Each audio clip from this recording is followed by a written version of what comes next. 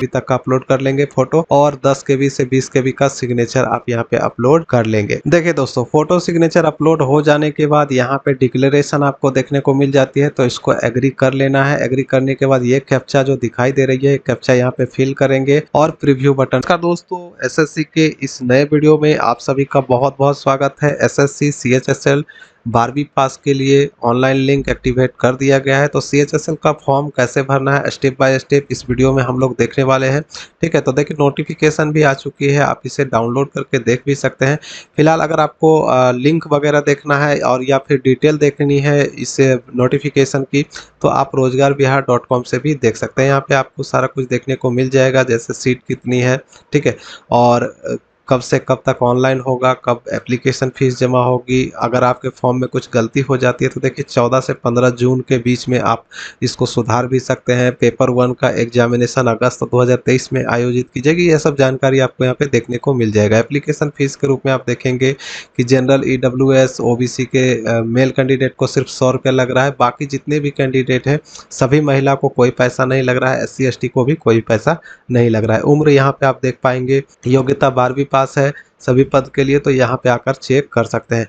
First paper में आपका पूछा क्या जाएगा, कौन कौन से लैंग्वेज से, कौन कौन से सब्जेक्ट से कितने क्वेश्चंस होंगे, कितने अंक मिलेंगे, मार्क्स मिलेंगे, वो आपको सारा कुछ यहाँ पे बताया गया है।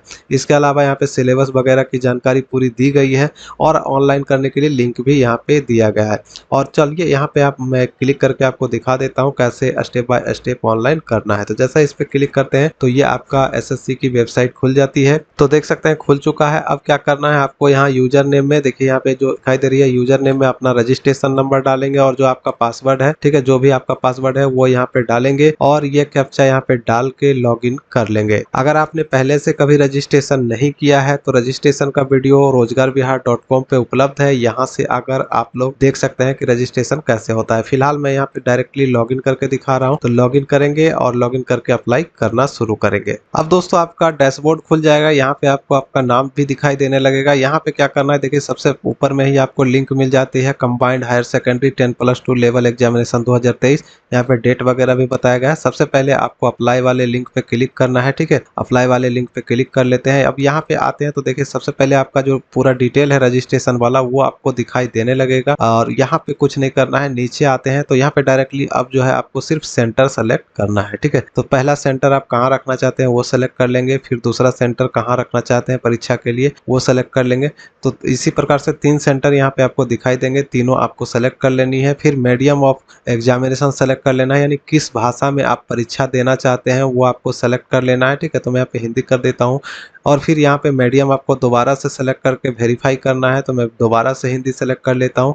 फिर मीडियम ऑफ टाइपिंग टेस्ट आपका जो जिस लैंग्वेज में देना चाहते हैं उसे सेलेक्ट कर लेंगे, तो मैं यहाँ पे इंग्लिश कर देता हूँ। फिर यहाँ पे सेलेक्ट करके वेरीफाई कर लेते हैं, दोनों में इंग्लिश कर लिया है। अब यहाँ पे आपसे पूछा जा रहा है कि क्या आपने जो मैथमेटिक्स से 12वीं पास किया है सब्जेक्ट के रूप में, तो यहाँ पे यस नो कर सकते हैं, तो मैं यहाँ पे यस कर देता हूँ, ठीक है। करने के बाद यहाँ पे आप एक्स सर्विसमैन के बारे में पूछता है, क्या आप एक्स सर्विसमैन है, तो यस नो कर सकते हैं, तो मैं यहाँ पे नो कर देता हूँ। फिर यहाँ पे ज्यादा कुछ नहीं करना है। नीचे आते हैं तो यहाँ पे कि आप पहले से ऑलरेडी ज्वाइनेड है सिविल पोस्ट के लिए, एक्स सर्विसमैन वगैरह के लिए, तो यहाँ पे यस नो कर सकते हैं, मैं यहाँ पे नो कर सकता हूँ, ठीक है। तो यहाँ पे नीचे आते हैं तो यहाँ पे आने दिव्यांग के बारे में पूछा जाएगा कि आप दिव्यांग वगैरह हैं कि नहीं, तो यस नो कर सकते हैं। फिर यहाँ पे नीचे आते हैं तो यहाँ पे अगर आप दिव्यांग सेलेक्ट करते हैं तो आपका 40% से ज्यादा है कि नहीं, तो यस नो कर। उसके बाद आते हैं यहाँ पे तो नीचे आप फिजिकल, अगर आप ऊपर में यस किए हैं दिव्यांग वाले कैटेगरी में, तो यहाँ पे जो बताया गया है कि आपको कोई लिखने वाला सहायक की जरूरत है या नहीं, तो यहाँ पे यस नो कर सकते हैं, तो मैं यहाँ पे नो कर दूंगा, ठीक है। फिर यहाँ पे देखिए नीचे आ जाते हैं, डायरेक्टली नीचे आएंगे और यहाँ पे आप एज रिलैक्सेशन के बारे में पूछा जा रहा है कि आपको उम्र सीमा में छूट चाहिए या नहीं, तो नो कर सकते हैं, यस कर सकते हैं, दोनों में से कुछ भी कर सकते हैं। तो यस करने के बाद देखिए SC ST का ऑप्शन यहाँ पे आ जाता है, तो इसे सेलेक्ट करके दे सकते हैं। फिर यहाँ पे हाईएस्ट एजुकेशनल क्वालिफिकेशन आपकी क्या है, ठीक है, आप यहाँ पे सेलेक्ट करके डाल देंगे। तो जो भी आपका हाईएस्ट क्वालिफिकेशन है उसे सेलेक्ट करने के बाद यहाँ पे नीचे आएंगे। फिर यहाँ पे आपको सेलेक्ट कर लेना है क्वालिफिकेशंस का पूरा डिटेल, तो यहाँ पे 12th स्टैंडर्ड या इसका समकक्ष कर रखा है तो वो आप सेलेक्ट कर सकते हैं। अगर आपका ग्रेजुएशन वगैरह है तो ग्रेजुएशन आप सेलेक्ट कर सकते हैं, ठीक है। अब यहाँ पे आते हैं तो स्टेटस यहाँ पे सेलेक्ट कर लेना है, पासिंग है है या फिर अपेयरिंग है। तो पास है तो यहाँ पे पास पे क्लिक कर देंगे और यहाँ पे पासिंग ईयर आप डाल देंगे। फिर यहाँ पे बोर्ड यूनिवर्सिटी का सेलेक्ट कर लेंगे कि किस राज्य का था, तो यहाँ पे सेलेक्ट कर लेते हैं। ठीक है, फिर यहाँ पे बोर्ड आपका जो भी है उसे सेलेक्ट करके डाल देंगे। डालने के बाद यहाँ पे रोल नंबर है, यहाँ पे परसेंटेज है, यहाँ पे सीजीपीए है, तो जो भी आपका है उसे डालेंगे। फिर यहाँ पे नीचे आते हैं, पे पूछा जाता है कि जो आपका पर्सनल इंफॉर्मेशन है किसी और जॉब के लिए शेयर करना चाहते हैं, जॉब अपॉर्चुनिटी के लिए, तो यस नो कर सकते हैं। मैं यहाँ पे यस कर दूंगा। अब यहाँ पे आते हैं तो यहाँ पे आपको पूरा एड्रेस दिखाई देने लगेगा, मोबाइल नंबर और ईमेल आईडी वगैरह आपको देखने को मिल जाएगी। फिर यहाँ पे आ जाता है आपका फोटो और सिग्नेचर अपलोड करने को।